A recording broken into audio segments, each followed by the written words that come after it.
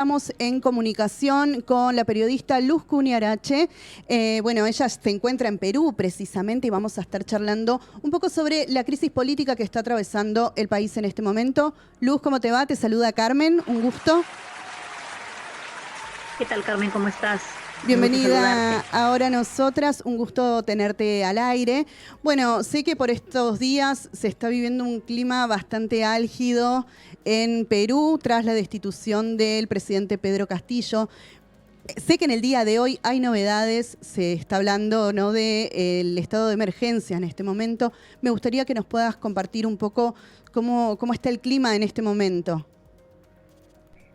Sí, Carmen, el clima es un clima de incertidumbre y de tensión permanente, principalmente en las regiones del país, donde ya lamentablemente tenemos que confirmar el fallecimiento de 7 personas, producto de las manifestaciones en las localidades, en las provincias de Arequipa, Apurímac e Ica. Son las regiones con mayor protestas, con mayor cortes de rutas. En la capital el clima sigue tenso, bueno, hoy, como bien lo mencionabas, en horas de la mañana, el ministro de Defensa, Alberto Tarola, decretó el estado de emergencia a nivel nacional eh, para que las fuerzas militares puedan salir a las calles y poder controlar este desorden que se ha desatado tras la partida del expresidente Pedro Castillo. Pedro Castillo, sí. Porque digamos que es desde ahí donde se suscita todo esto, es de donde comienza todo el desorden, digamos, desde su intento de golpe de Estado fallido.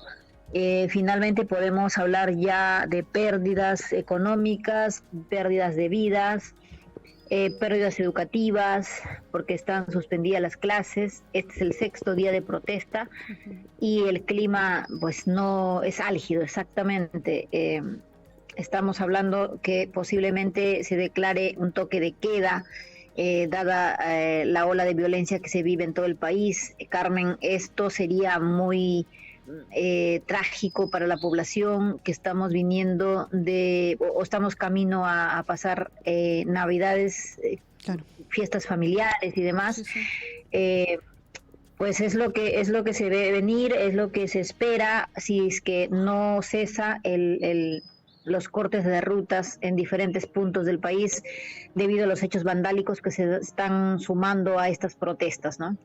Tengo una consulta, Luz. En un principio, bueno, cuando en plena campaña, ¿no?, cuando se hablaba de Pedro Castillo, al menos en la imagen que se proyectaba hacia los medios, ¿no?, extranjeros, hacia el exterior, se hablaba, bueno, de un hombre que venía a representar una imagen humilde, el maestro, ¿no?, un maestro de primaria, un hombre que proponía el diálogo más bien mesurado, con esta cuestión de representar a los sectores más postergados. ¿Qué pasó en el medio? ¿Qué fue lo que pasó en el medio? Lamentablemente ese discurso que tú acabas de mencionar, bueno, o en realidad esa visión que presentó el expresidente hacia el exterior, no es lo que se vivió en el país durante el año y 6 meses que gobernó.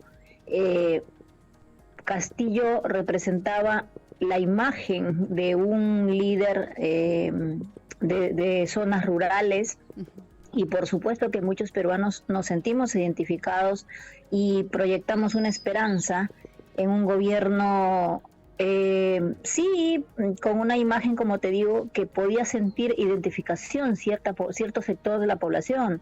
Sin embargo, todos los peruanos o la mayoría de los peruanos, sabíamos que estábamos enfrentando un gobierno que no había elegido en su mayoría la población.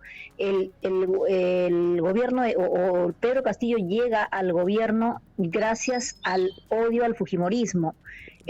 Aquellos votos que no eran para el fujimorismo, porque compitió con la hija del ex dictador Alberto Fujimori, Keiko Fujimori, quienes detestaban al gobierno de Fujimori, es el voto bronca, Carmen. Ese voto bronca, yo no sé en Argentina si ustedes tienen experiencia de esto, pero nosotros tenemos aquí particionado el país, vive una bipolaridad hace mucho tiempo. Está polarizado, perdón, y terminamos siempre a la hora de elegir, cuando se compite entre dos candidatos, uno de mayor posición, en este caso de Keiko Fujimori, el no a Keiko terminó dando la mayoría, el respaldo a el profesor Castillo, y no por esto te quiero decir que él sea un líder elegido por el pueblo. Efectivamente tuvo apoyo del interior del país y hubieron quienes creyeron, y tiene, de hecho, no se puede desmerecer, él salió con cierto porcentaje de aprobación todavía, y ese porcentaje es la gente que está ahora pidiendo que cierren, no pidiendo la libertad de Castillo, sino pidiendo que cierren el Congreso y que se vayan todos y que venga una nueva clase política porque no se siente representada. Pero otra cosa que te quería aclarar también, por esta imagen que tú mencionabas que él proyectaba hacia el exterior del país, no solamente fue un presidente que a puertas cerradas. Castillo llevó 16 meses de gobierno a puertas cerradas. No dio creo dos entrevistas en medios nacionales, y eso fue mucho.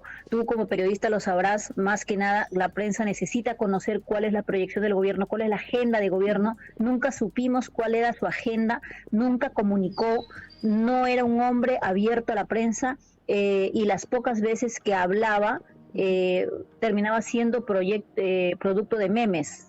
Y esa creo era la principal razón por la cual no hablaba, pero era un gobierno a puertas cerradas, lo cual generaba muchísima incertidumbre, y además una ruptura con el sector de prensa, que es clave en un gobierno democrático, Carmen.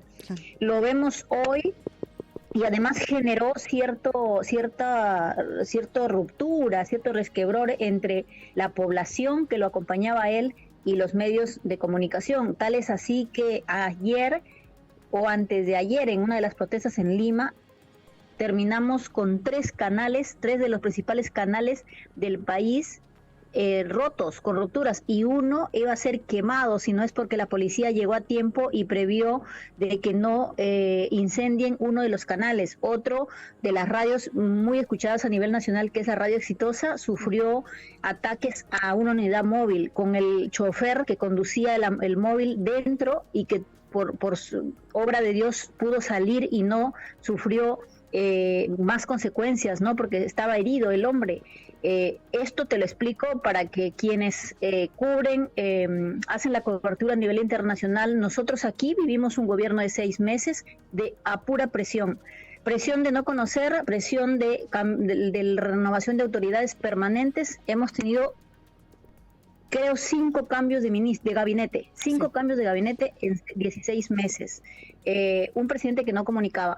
Y un dato más, para que quede como, hay un dato más que hoy en este momento nos da una claridad de lo que era el gobierno de Castillo. Tenemos 11 prefectos y subprefectos, 11 en total, que no sé si allá se entiende lo que es un prefecto. Son autoridades elegidas por el propio presidente para hacer la gestión descentralizada, es decir, representan al presidente en los distintos departamentos, al interior del país. Estos prefectos, el día de hoy, el diario El Comercio peruano, en una investigación con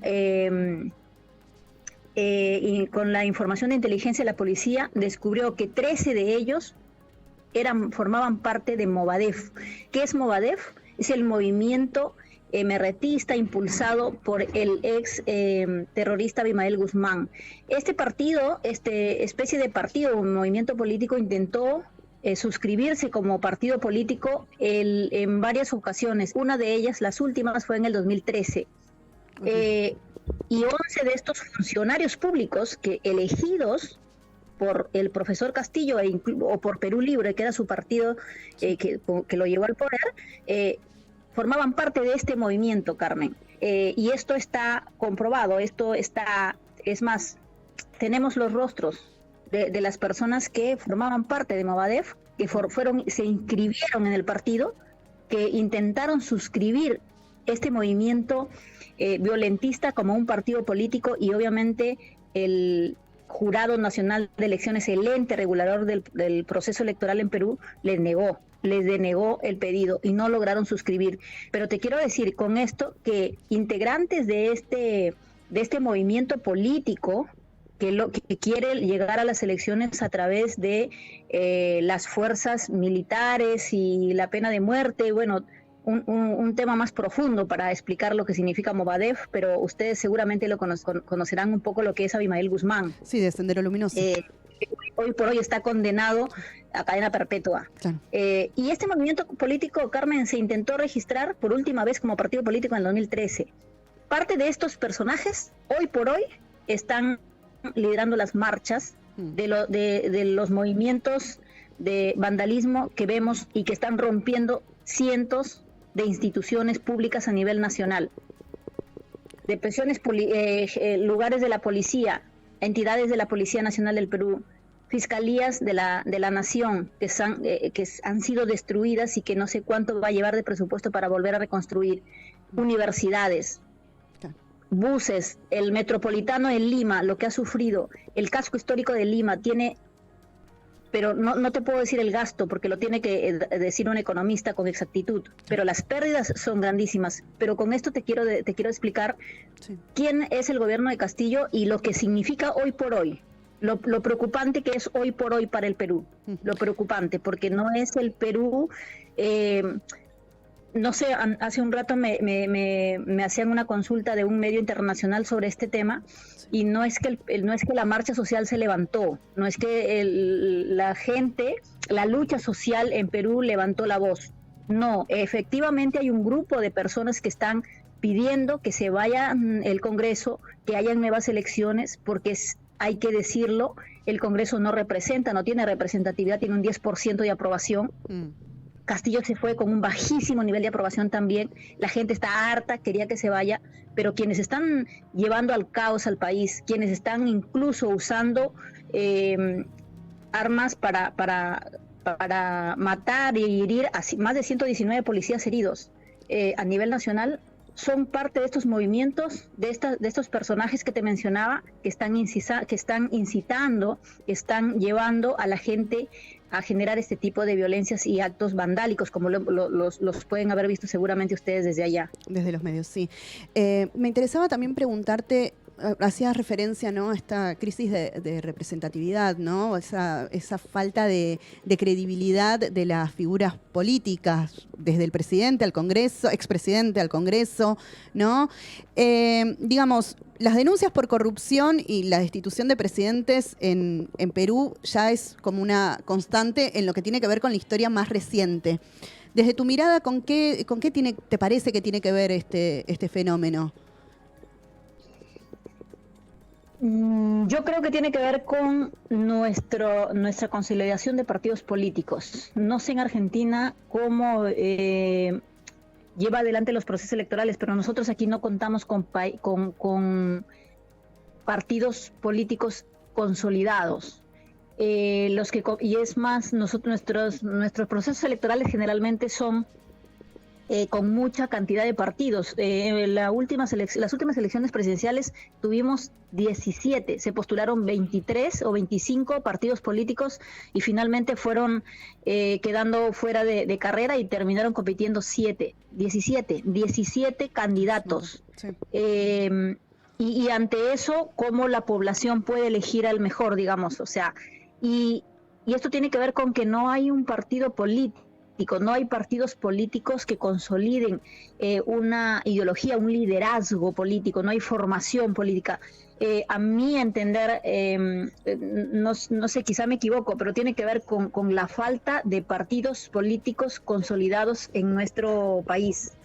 Son movimientos efímeros. De hecho, el movimiento o el partido político que lleva a la presidencia al profesor Castillo era un partido nuevo que se había registrado un año antes de las elecciones y que finalmente logró reunir los votos y lograr competir en segunda vuelta con la ex candidata Keiko Fujimori. Ok. Bueno, por último, sé que también se ha designado como presidenta provisoria a Dina Boluarte. Entiendo que proviene del mismo espacio político, ¿esto es así? Es correcto, es correcto.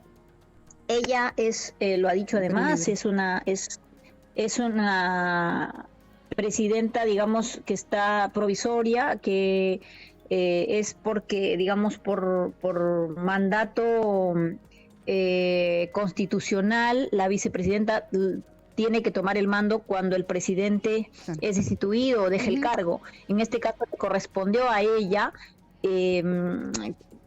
liderar o llevar adelante el mandato que terminaría en el 2026, pero bueno, por este tipo de presiones y hechos, bueno, de violencia han llevado a un pedido de adelanto de elecciones. Ella ya ha formulado con el Congreso, ante el Congreso, perdón, este pedido, y se